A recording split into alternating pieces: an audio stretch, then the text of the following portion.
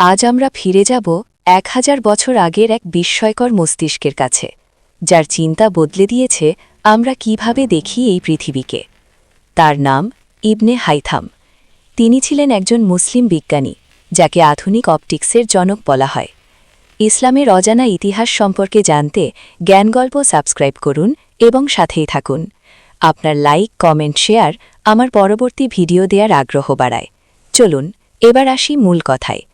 একসময় মানুষ ভাবত চোখ থেকেই আলো বের হয়ে বস্তু দেখা যায়, কিন্তু ইবনে হাইথাম প্রমাণ করলেন আলো বস্তু থেকে প্রতিফলিত হয়ে চোখে প্রবেশ করে।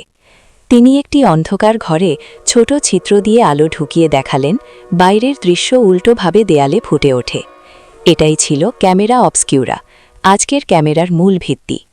ইবনে হাইথামের এই আবিষ্কারই পরবর্তীতে ক্যামেরা, টেলিস্কোপ, এমনকি আধুনিক ফটোগ্রাফির পথ খুলে দেয়। তিনি বলেছিলেন, সত্যের অনুসন্ধান করতে হলে প্রশ্ন করো, পরীক্ষা করো, সন্দেহ করো।